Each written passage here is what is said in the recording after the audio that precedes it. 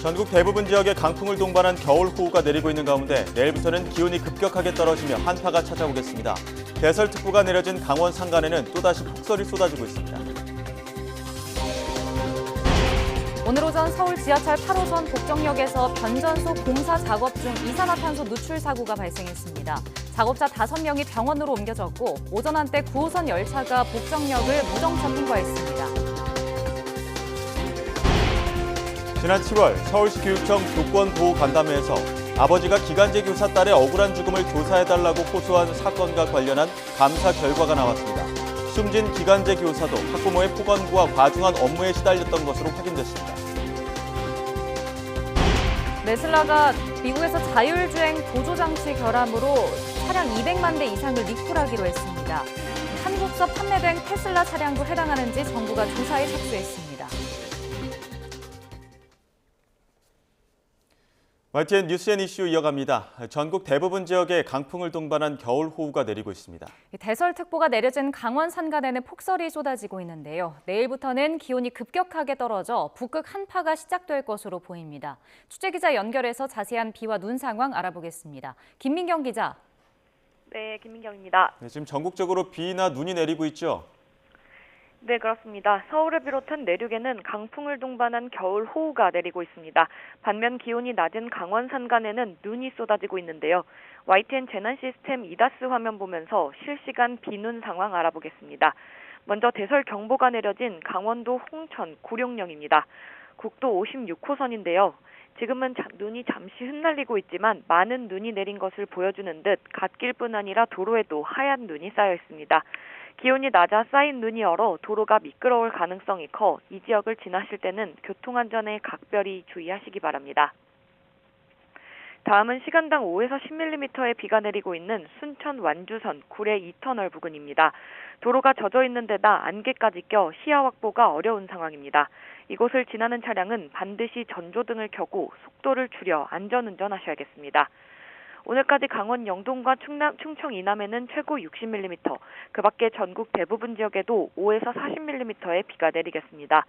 강원 중북부 산간에도 많게는 20cm 이상, 강원 내륙에도 1에서 7cm의 눈이 더 내릴 걸로 보입니다. 특히 중부지방은 오후까지, 강원 영동은 오후부터 밤 사이 시간당 10에서 20mm의 강한 비가 집중될 걸로 보여 비와 눈으로 인한 피해 없도록 주의가 필요합니다. 비와 눈은 오늘 밤까지 이어지다 그치겠지만 내일 새벽 서쪽 지역에서는 또 한 차례 비와 눈이 내리겠습니다.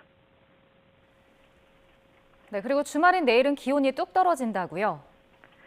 네, 그렇습니다. 북쪽에서 영하 30도에 달하는 북극 한기가 내려오기 때문인데요.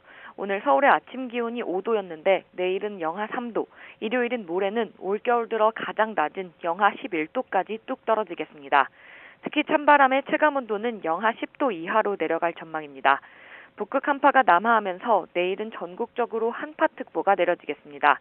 영하 10도 안팎의 맹추위는 다음 주까지 이어질 걸로 보여 큰 기온 변화에 대비가 필요합니다. 지금까지 문화생활과학부에서 YTN 김민경입니다. 눈길 고속도로에서 차량 오중 추돌 사고가 발생했습니다. 오늘 아침 7시 47분쯤 강원도 인제군 인제읍 서울 양양고속도로 양양 방향 내린천 휴게소 인근에서 승용차 5대가 잇따라 들이받는 사고가 났습니다. 숨진 사람은 없었지만 차에 타고 있던 7명이 다쳐 강릉과 홍천, 춘천에 있는 병원으로 나눠 이송돼 치료를 받고 있습니다. 경찰은 산간 고속도로에 눈이 쌓이며 차량이 밀린 것으로 보고 정확한 사고 원인을 조사하고 있습니다. 오늘 오전 9시 40분쯤 서울 지하철 8호선 복정역에서 이산화탄소가 누출됐습니다. 당시 역사 전기실 내부에 차수벽 공사가 진행 중이었는데 사고로 현장에서 작업하던 노동자 5명이 병원으로 옮겨졌습니다. 이 가운데 2명은 중상인 것으로 확인됐습니다. 이에 따라 서울교통공사는 오전 9시 40분부터 50분가량 상하행 열차 13대를 무정차 통과했습니다. 이후 10시 반부터 열차 운행이 재개돼 승객들의 복정역 진입이 가능해졌습니다. 테슬라가 미국에서 자율주행 보조장치 결함 때문에 200만 대가 넘는 차량을 리콜하기로 했습니다. 한국에서 판매된 차량도 해당하는지 파악 중인데 우리 정부도 조사에 착수했습니다. 보도에 이종수 기자입니다. 미 월스트리트 저널이 지난 8월 공개한 테슬라 자동차 사고 영상입니다. 텍사스의 한 고속도로를 주행하던 테슬라 차량이 속도를 줄이지 않고 그대로 경찰차들을 들이받습니다. 테슬라 사고 차량은 자율주행 기능 오토파일럿을 켜둔 상태였습니다. 오토파일럿은 센서와 카메라로 다른 차량과 장애물을 인식하는데 이에 실패한 겁니다. 자율주행 중이던 테슬라 차량이 급회전하다 나무를 들이받고 불에 타 2명이 숨졌습니다. 오토파일럿을 켜놓아도 고속도로 위에 멈춰선 흰색 트럭을 장애물로 인식하지 못하고 곧장 들이받기도 합니다. 이처럼 자율주행 보조장치 오토파일럿 관련 사고가 끊이질 않자 테슬라가 200만 대 이상을 리콜하기로 했습니다. 사실상 미국에서 팔린 거의 모든 테슬라 차량이 대상입니다. 방식은 소프트웨어를 업데이트해 운전자 경고를 강화하는 것으로 특정 부품을 교환하는 리콜과는 거리가 있습니다. It will be an improvement in safety. How much it improves safety, we don't know, but it's not going to be the improvement you would hope based on what other manufacturers are already doing for safety. 테슬라 코리아 측은 한국에서 판매된 차량들도 해당되는지 파악 중이라고 밝혔습니다. 국토교통부도 한국에 판매된 테슬라 차량 오토파일럿이 미국용과 같은 것인지 확인하기 위해 조사하고 있다고 밝혔습니다. YTN 이종수입니다. 고금리 고물가로 인한 서민의 고통을 나눠달라는 정부의 상생금융 요청에 보험업계도 화답했습니다. 보험료와 대출이자 부담 경감을 포함해 당장 내년 1분기 추진할 수 있는 우선 과제를 발표했습니다. 나연수 기자입니다. 정부의 상생금융 압박은 지난주 금융당국이 10개 보험회사 CEO들을 만난 자리에서도 이어졌습니다. 이에 보험업계는 내년 1분기 중 곧장 추진 가능한 7개 우선 과제부터 내놨습니다. 가장 큰 관심인 자동차와 실손의료 보험료는 구체적인 조정 수준을 논의해 다음 주쯤 발표할 예정입니다. 자동차 보험료는 2.5에서 3% 인하가 거론되고 실손보험의 경우 매년 조 단위 적자가 쌓이는 만큼 인상폭을 최소화하는 선에서 조정될 것으로 보입니다. 운전 경력이 단절된 운전자라도 사고 위험이 낮다면 기존 할인 등급을 승계받을 수 있게 됩니다. 군 장병들은 그간 군 병원을 무상으로 이용할 수 있는데도 실손보험을 유지하기 위해 불필요한 보험료를 내야 했지만 앞으로는 복무기간 보험을 중지할 수 있게 될 전망입니다. 보험가입 사각지대도 들여다봅니다. 기존에는 사고 이력이 많은 대리운전 기사는 보험가입이 거절되는 경우가 많았지만 앞으로는 대리운전보험의 사고 횟수별 할인, 할증 제도를 도입하고 보상 한도와 범위도 늘릴 계획입니다. 지병이 있는 사람이 기존 계약을 해지하고 보장 내용이 비슷한 새로운 보험으로 갈아탈 때 부담보호 기간이 다시 시작되는 문제도 같은 회사에서 새 계약을 맺을 경우 기존 계약의 부담보호 기간을 감안하도록 제도가 개선됩니다. 보험계약 대출의 경우 가상금리를 조정해 이자 보험을 낮추고 실직이나 폐업, 중대질병으로 어려움을 겪는 계약자에 대해서는 대출이자 납부를 유예해 줍니다. 이와 함께 최근 관심이 높아지고 있는 전세금 보장 신용보험에 대해서는 비대면 가입 시스템을 도입해 국민 편의를 제고한다는 계획입니다. YTN 나연수입니다. 독감 의심 환자 수가 최근 5년 사이에 가장 높은 수준까지 늘어난 것으로 나타났습니다. 특히 소아청소년 사이 유행이 심해 의심 환자 수가 이번 절기 유행 기준의 20배 안팎으로 급증했습니다. 이는 2019년 이후 가장 높은 수치로 올겨울 유행 기준의 9배를 훌쩍 넘은 것으로 나타났습니다. 오늘부터 야간과 휴일에도 초진 비대면 진료를 받을 수 있는 등 비대면 진료가 확대됩니다. 보건복지부는 오늘부터 비대면 진료 기준을 대폭 확대한 비대면 진료 시범 사업 보완 방안이 시행된다고 밝혔습니다. 지금까지는 평일 오후 6시 이후 야간과 휴일 초진의 경우 18세 미만 소아청소년 환자만 상담이 가능했는데 오늘부터 모든 연령대 환자가 비대면 진료를 받고 처방전도 받을 수 있습니다. 또 대면으로 방문한 적 있는 병원에서 같은 질환으로만 비대면 진료를 이용할 수 있었지만 이제는 6개월 이내에 방문한 병원에서 다른 질환으로도 비대면 진료를 받을 수 있습니다. 개 식용 논란이 끊이지 않는 가운데 전국 곳곳에서 불법 개 농장이 암암리에 운영되고 있습니다. 비좁은 철제우리에 개를 가둬 키우고 도축한 농장이 또 적발됐습니다. 홍성욱 기자가 취재했습니다. 강원도 홍천의 한 농촌마을. 비좁은 우리에 개들이 갇혀 있습니다. 한겨울 칼바람을 막지 못하고 바닥엔 배설물이 가득한 이른바 철제 뜬장입니다. 동물보호 활동가들이 현장을 점검했습니다. 유기견을 데려와 사육만 했다는 주인. 하지만 창고를 열자 도축된 개 사체가 쏟아져 나옵니다. 아니 안 잡으셨다고 하죠. 그건 여기서 안 했다 있잖아요. 이건 다 개야. 사체. 이러면 안 되지. 농장 주인은 직접 도살한 것은 아니라면서도 누가 어디에서 도살했는지 밝히지 않았습니다. 자치단체와 경찰에 신고하자 주인은 사육 중인 개 40여 마리 소유권을 포기했습니다. 정부가 개식용 종식특별법 제정을 본격화하며 2027년까지 개고기용 사육과 도살, 유통 판매를 전면 금지하기로 했지만 암암리에 이뤄지는 불법 개사육과 도축은 현장에서 여전합니다. 인적이 드문 곳에 보면 이렇게 개를 불법으로 사육하는 곳들이 많아요. 시민들이 자발적으로 자꾸 민원을 넣고 애들 사육 환경이 개선될 수 있게 동조해 주시는 게 이런 곳들이 없어진다고 생각을 하는 거죠. 구조된 개들은 수의사가 한 마리 한 마리 전염병 검사를 벌인 뒤 인근 유기견 보호소로 옮겨집니다. 구조된 개들은 불법 개농장에서 불과 100m도 떨어져 있지 않은 홍천군 유기견 보호소로 옮겨졌습니다. 이곳에서 새로운 가족이 될 사람을 애타게 기다리고 있습니다. 문제는 유기견 보호소 역시 이미 포화 상태. 비좁은 철장에 평생 갇혀 지내다 옮겨졌지만 입양 희망자가 나타나지 않는다면 결국 안락사로 생을 마칠 수밖에 없습니다. YTN 홍서욱입니다. 청계산 한쪽에 무허가 텐트들이 우후죽순 생겨나 환경훼손과 화재 우려가 큽니다. 기도를 위해 산을 찾은 사람들이 하나둘씩 갖다 놓은 건데 치워도 금방 다시 생겨서 지자체도 골머리를 앓고 있습니다. 보도에 윤웅성 기자입니다. 이리 봐도 저리 봐도 산 곳곳에 텐트가 빼곡합니다. 비교적 최근에 설치된 것으로 보이는 텐트도 있지만 낙엽이 수북이 덮일 정도로 오래된 것들도 있습니다. 저희가 텐트 안을 살펴보니까 부채가 보이는데요. 아마도 한여름에도 사용했던 것으로 추정이 됩니다. 청계산 입구역 근처 등산로와 떨어져 있는 곳으로 수십 년 전부터 큰 소리로 기도하는 통성기도 명소로 자리 잡았습니다. 많을 때는 하루 수백 명씩 기도하러 사람들이 몰리면서 편의상 하나둘 텐트를 치기 시작한 겁니다. 관리를 잘하면 좋은데 그렇지 않으면 쓰레기가 돼요. 또 하다 보면 관리를 못하게 되거든요.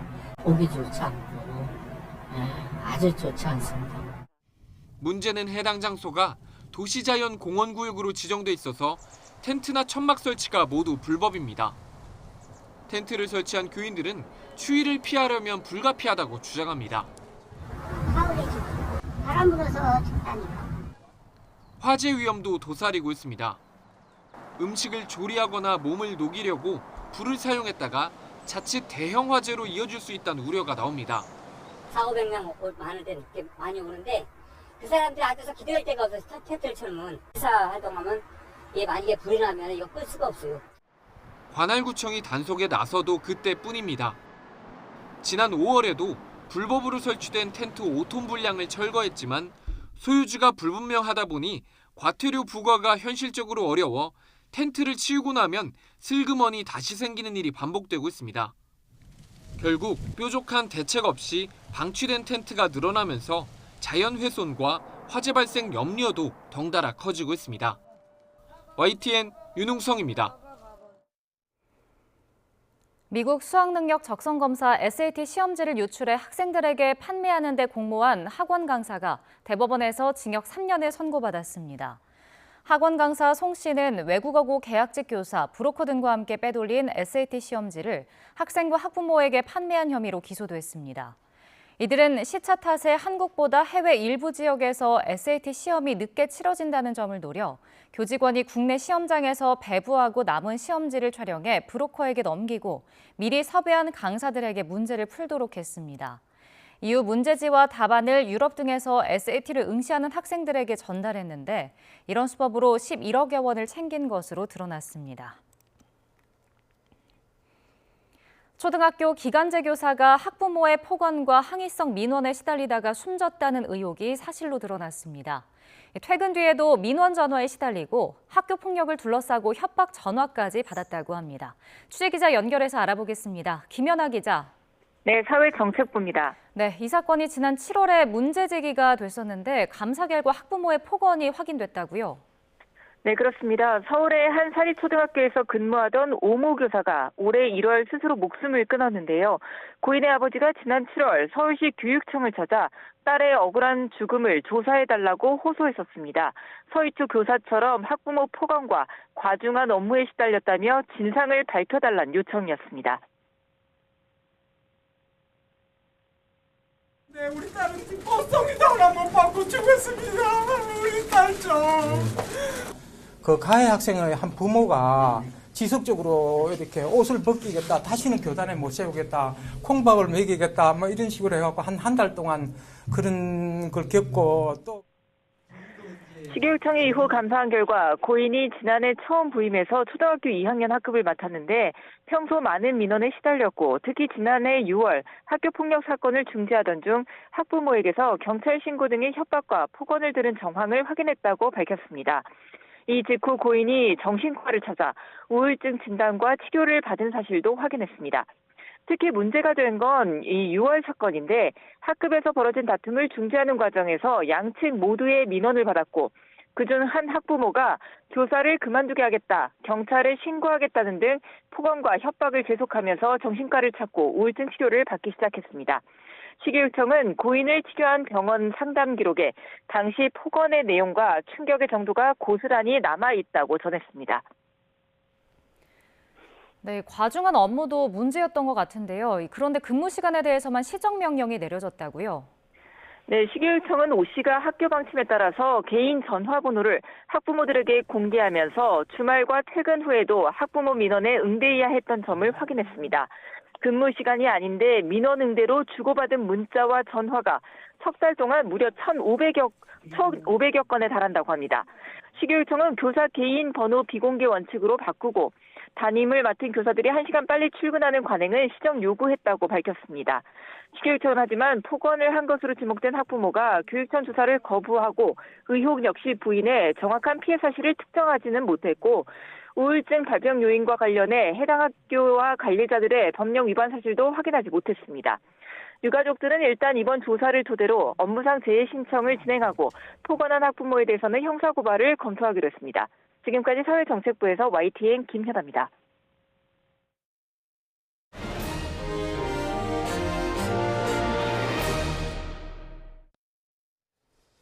북한이 이번 달 또 대륙간 탄도미사일 발사할 가능성이 있다고 국가안보실이 밝혔습니다. 북한에 대한 확장 억제 방안을 논의하는 핵협의그룹 회의가 미국에서 열리는 가운데 북한의 ICBM 발사에 따른 대응 방안도 다뤄질 전망입니다. 워싱턴에서 권준기 특파원입니다.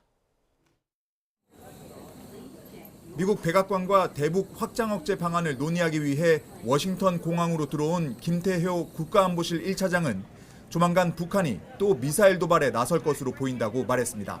지난달 북한의 위성 발사가 확장 억제의 변수가 될지 질문에 답하면서 12월 ICBM 발사 가능성을 언급했습니다.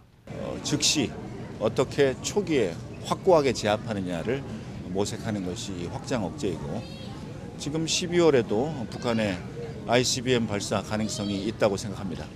김 차장은 12월 ICBM 발사 움직임이 한미 당국 간 공유됐는지 질문에는 더 이상은 밝힐 수 없다며 말을 아꼈습니다.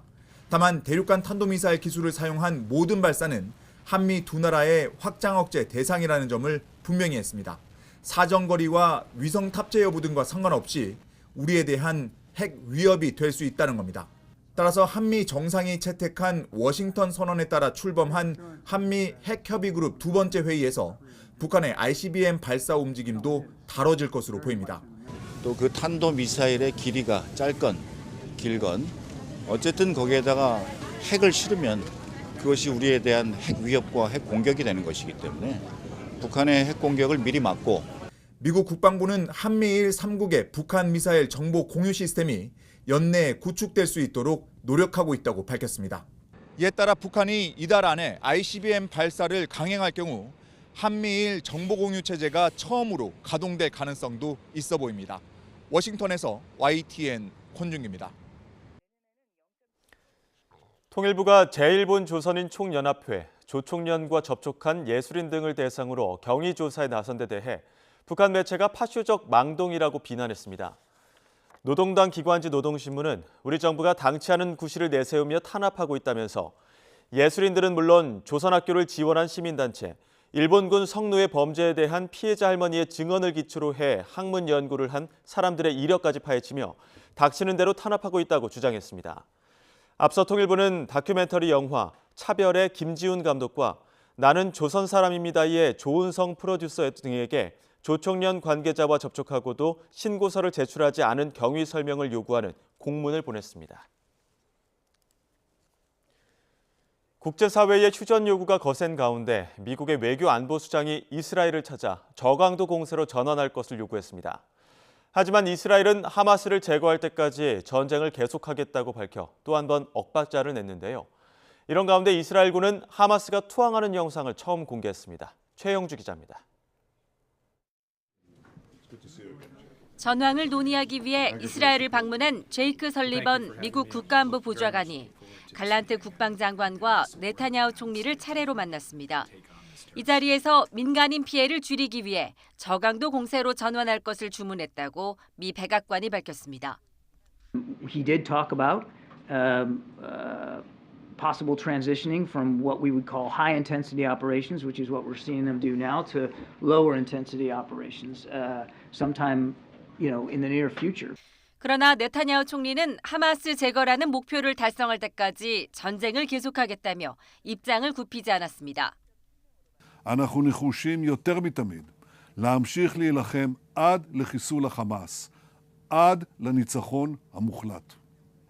갈란트 장관도 하마스가 오랫동안 기반 시설을 구축해 격퇴에는 수개월이 더 걸릴 것이라며 전쟁 의지를 거듭 밝혔습니다. 이날도 가자 지구를 향한 포격과 지상전이 계속된 가운데 이스라엘군은 하마스 투항 영상을 처음으로 공개했습니다. 하마스가 거점으로 이용하던 가자 북부의 병원에서 하마스 대원 70여 명이 투항했다며 자체 소셜미디어 계정에 영상을 올렸습니다. מחבלים רבים הוצאו מבית החולים ונמצאים כרגע בארץ במעצר. 이런 가운데 독일과 덴마크, 네덜란드에선 이스라엘과 유대인을 겨냥한 테러를 계획하던 용의자들이 잇따라 체포됐습니다. 모두 하마스와 연계된 것으로 알려졌는데 특히 독일 베를린에서 체포된 3명은 유대인 시설 공격을 계획하고 무기고를 준비한 것으로 드러났습니다. 전쟁이 장기화되면서 미국과 이스라엘 두 동맹 간 이견이 노출된 가운데 하마스의 한 고위 관리는 휴전을 위한 진지한 대화가 진행되고 있다고 밝혔습니다. YTN 최영주입니다. 이스라엘이 하마스 소탕 작전을 벌이고 있는 가자 지구에서 식량난이 극심해지자 주민들이 구호 트럭의 식량까지 탈취하고 있습니다. 로이터와 AFP 통신의 보도에 따르면 유엔 팔레스타인 난민 구호기구는 현지 시간 14일 굶주린 사람들이 구호 트럭을 멈춰 세우고 안에 있던 음식을 가져가 먹는 일이 벌어졌다고 밝혔습니다. 이 난민기구는 가자 지구 어디를 가든 사람들이 절망적이고 배고프고 겁에 질려 있다며 시민 질서 붕괴가 심각해지고 있다고 우려했습니다.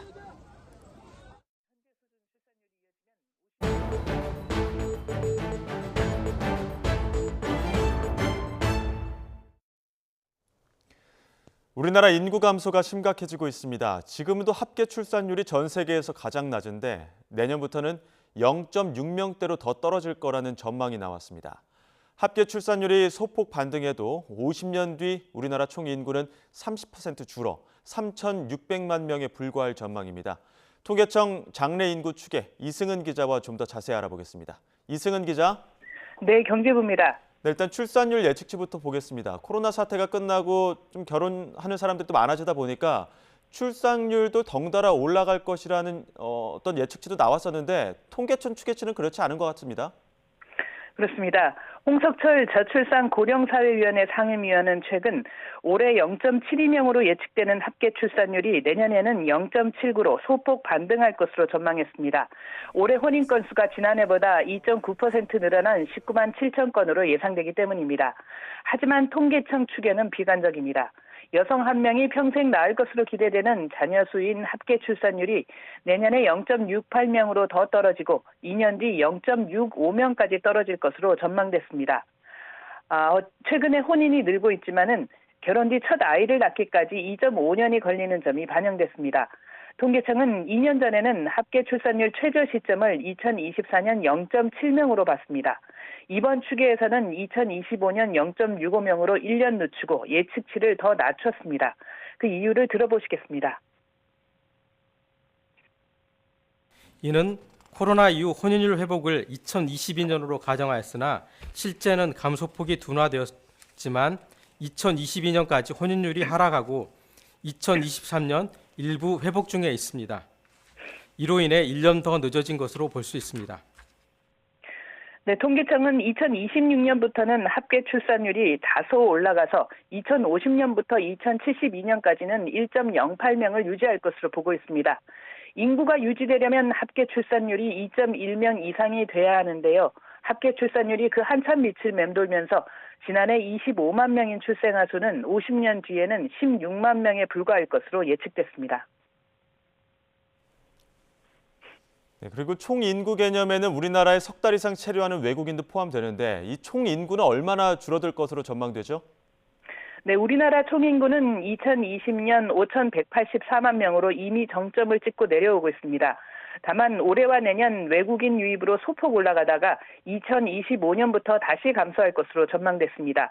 20년 정도 뒤 2041년 4천만 명대로 떨어지고 50년 뒤에는 3,600만 명이 될 것으로 예측됐습니다. 올해보다 30%, 1,500만 명 줄어들게 되는 겁니다. 이 추세가 이어지면 2090년에는 2천만 명대입니다. 고령화로 한국인의 중위 연령은 지금 45세 정도에서 50년 뒤에는 63.4세가 됩니다. 중위 연령은 전체 인구를 나이 순서로 나열할 때 한가운데 있게 되는 사람의 나이를 뜻합니다. 이 말은 63세 이상이 절반이어서 환갑이 돼도 어린 축에 속한다는 뜻입니다. 그런데 이 같은 예측은 합계 출산율이 2026년부터 조금 상승하는 중간 수준의 시나리오에 기반합니다. 현재 수준의 출산율이 이어진다면 50년 뒤 총인구는 지금보다 42%나 줄어서 3,017만 명으로 전망됩니다. 네, 그렇게 되면 생산 가능 인구가 지금보다 반도 더 줄어든다고요. 노동 인구와 소비 인구도 함께 줄어드는 셈이죠? 그렇습니다. 50년 뒤 생산 연령 인구는 1,658만 명으로 지난해의 45% 수준에 불과하게 됩니다. 이에 따라 현재 71%인 생산 연령 인구 비중은 46% 수준이 될 것으로 보입니다. 반면에 고령 인구 비중은 48%로 급등하게 됩니다.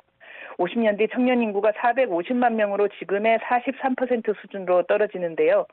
생산 연령 인구 100명이 부양해야 하는 인구는 118.5명으로 총 부양비가 2.9배 늘게 됩니다. 노년 부양비의 경우 고령 인구의 빠른 증가로 2022년 24.2명에서 50년 뒤 104.2명으로 4.3배나 늘어나게 됩니다. 네, 그럼 세계에서도 유례가 없는 상황인 거 아닙니까? 그렇습니다. 인구 감소는 우리나라만의 현상은 아니지만 그 속도와 감소폭이 세계 최고 수준입니다. 생산 연령 인구 비중 71%는 현재 OECD 최고 수준이지만 50년 뒤 46%는 세계 최저입니다. 50년 뒤 노년 부양비가 100을 넘는 국가는 OECD에서 우리나라가 유일합니다. UN 인구 추계에 따르면 OECD 국가 중 26개국은 인구가 줄지만 미국과 캐나다, 호주, 이스라엘, 스웨덴 등 10개국은 인구가 계속 늘 것으로 전망됐습니다. 지금까지 YTN 이승은입니다. 인구 감소와 저출산에 군대도 비상이 걸렸습니다. 인구 절벽이 심해지면서 병역 자원도 함께 줄고 있기 때문입니다. 실제 입대하는 현역병 수를 보면 2014년엔 27만여 명이 입대했는데 2018년 22만여 명으로 줄었고 지난해는 더 감소하면서 18만여 명이 입대를 했습니다. 또 앞으로는 더 줄어들게 됩니다. 그래서겠죠. 뉴욕타임스 칼럼에서 0.7명으로 떨어진 한국의 합계 출산율을 소개하며 14세기 유럽의 흑사병 때 인구 감소보다 위험하다고 경고하기도 했습니다. 그러면서 합계 출산율 1.8명인 북한이 어느 시점에 남침할 가능성이 있다고까지 언급했습니다. 저출산이 국가 안보까지 위협하는 상황이 되자 고심 끝에 국방부가 대책을 내놨습니다. 결론은 현역 입대 대상을 확대하는 겁니다. 요점만 말하면 그동안은 대체 복무를 하던 고도 비만 대상자도 앞으로는 현역으로 군대에 가야 합니다. 통상 체중 과다나 미달은 체질량 지수 BMI를 기준으로 정하는데 BMI가 18.4 이하일 때는 저체중으로 35에서 39.9는 고도 비만, 또 40 이상은 초고도 비만으로 분류합니다. 지금은 BMI가 16 미만이거나 35 이상이면 4급 보충역으로 판정이 되는데 이 기준이 15 미만이나 40 이상으로 바뀔 예정입니다. 그러니까 BMI 35에서 39.9인 고도 비만 대상자들은 앞으로 3급 현역으로 판정받게 되는 겁니다. 알기 쉽게 남성 평균 키로 계산을 해보겠습니다. 키가 174cm일 경우 체중이 106kg이면 BMI 지수가 35로 지금은 4급이 나옵니다. 하지만 개정안에 따르면 같은 키일 때 121.2kg 이상이어야 4급 사회복무요원 판정을 받을 수 있습니다. 국방부는 BMI 기준을 완화해도 병역 의무를 수행하는 데는 큰 무리가 없다고 설명했습니다.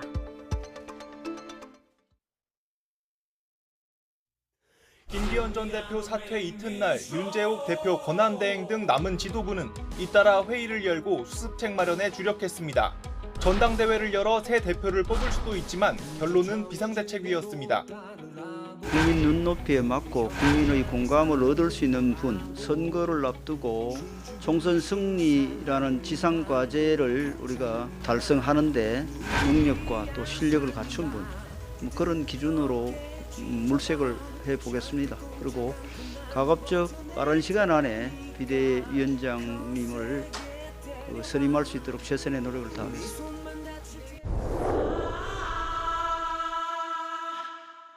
만약에 비대위로 간다면 중도 확장을 할 수 있는 분들 공동으로 저는 하는 게 좋겠다는 그런 생각입니다. 공동선 비대위원장보다는 한 분이 하는 것이 훨씬 조직을 운영하는 데 효율적이다.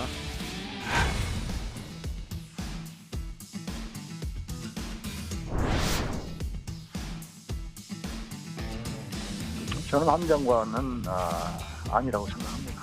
비대위원장은 가오마담 자리가 아니라고 생각합니다. 예.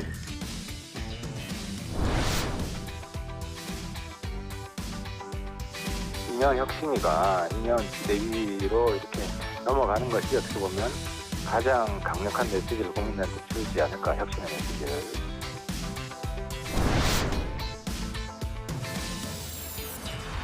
김한길 이런 분들이 올라오는데요.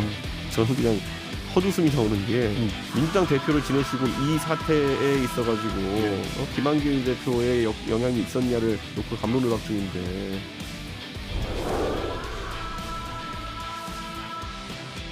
국민을 위해서 필요한 일이라면 어떠한 도전과 희생도 마다하지 않겠다.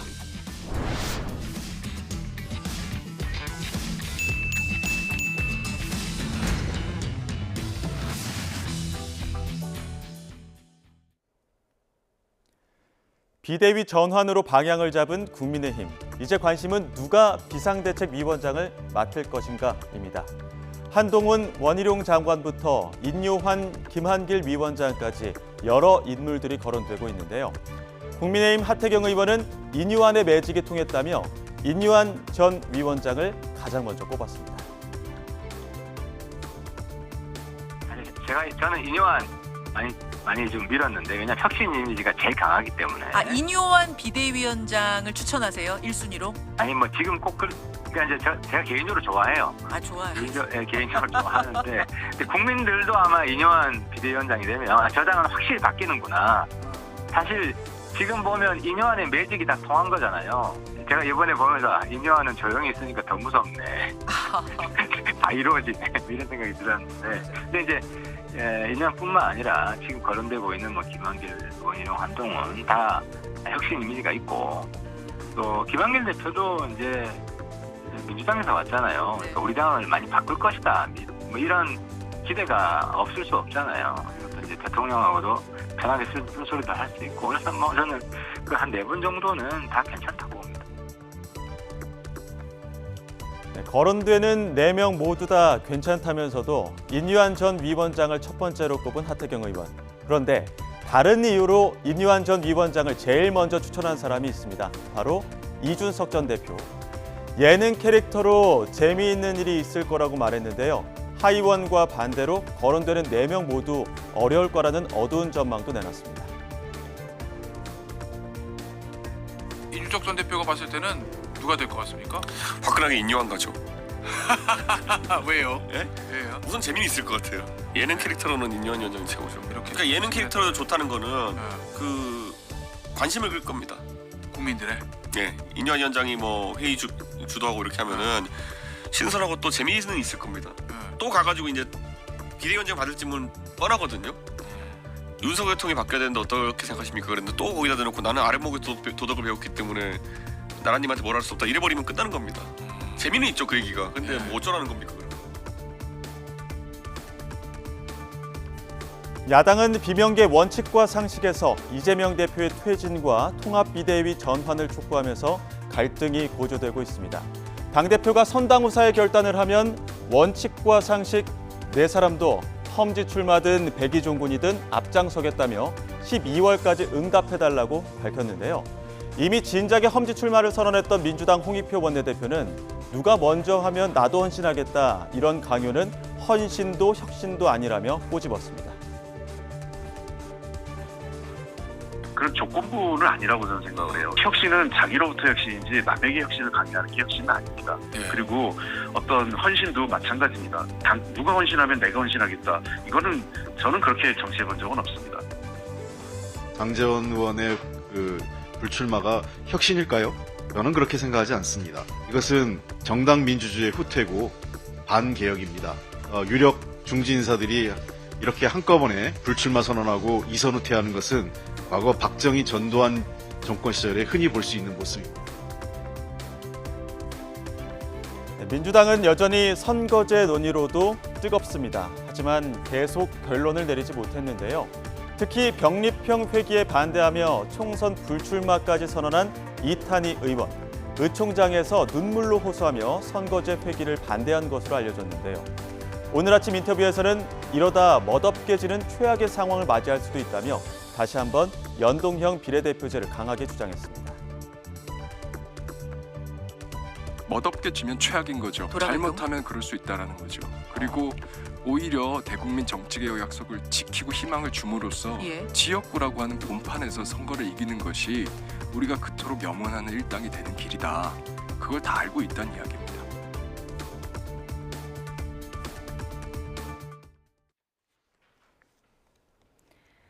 야당이 어제 상임위에서 민주유공자법을 야당 단독으로 의결했습니다. 여당은 강하게 반발했는데요. 어떤 법안이길래 이렇게 입장이 첨예하게 갈릴까요? 화면 함께 보시죠. 민주화 유공자법은 이미 법안이 있는 4.19와 5.18 외에 민주화운동 과정에서 숨지거나 유죄 판결을 받아 피해를 본 사람들을 유공자로 인정해 예우하자는 내용이 골자입니다. 6월 민주항쟁 과정에서 숨진 고 이한열, 박종철 열사처럼 유공자 지위를 인정받지 못하는 경우가 있으니 보완하자는 겁니다. 하지만 국민의힘은 민주화운동 전반적인 사례를 포괄할 수밖에 없는 법안이라며 가짜 유공자가 양산될 수 있다고 반발합니다. 민주주의 체제를 부정하거나 반정부 불법 시위를 저지른 사람까지 자칫 유공자가 될 수 있다는 건데요. 이에 민주당은 정부에 심사권을 부여해 엄밀히 기준을 따지면 된다고 반박합니다. 양당 입장 들어보겠습니다. 자금 마련한다고 무장강도지사 난민전 사건, 그리고 무고한 민간인을 벼락치로 몰아 서울대 민간인 고문 사건, 관련자들 전부 다 민주유공자 심사 대상으로 들어와 있습니다. 민주화운동 보상심의라는 게 있습니다. 반국가 행위자. 그 국가보안법이니까 그걸 빼자 그랬어요. 특정 정파를 옹호한 자, 그것도 빼자. 노사분교, 그럼 그것도 빼자. 그럼 어떻게 뺄 거냐? 그래서 국가보훈부에다가 권한을 줬습니다. 이거 심사를 해달라. 박민식 국가보훈부 장관은 유공자를 선정하는 기준과 범위가 법률에 명확히 규정돼 있지 않아 심사 자체가 어렵다며 여당과 입장을 함께했는데요. 박 장관이 총선 출마로 사퇴 의사를 밝힌 만큼 보훈부 장관 후보자 인사청문회가 예정된 오는 21일, 해당 내용은 또다시 쟁점으로 떠오를 전망입니다.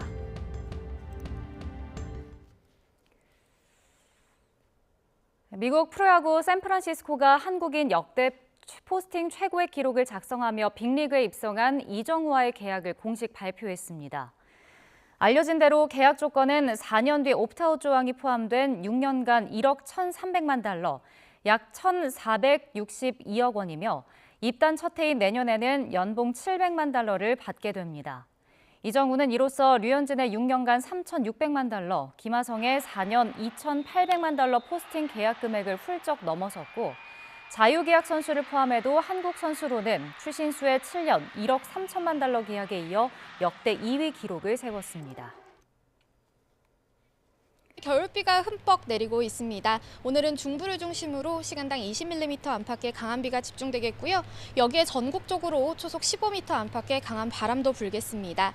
특히 많은 눈이 내린 강원 지역은 계속해서 대설특보가 확대하고 있습니다. 썰물 관리와 안전사고에 각별히 유의하시기 바랍니다.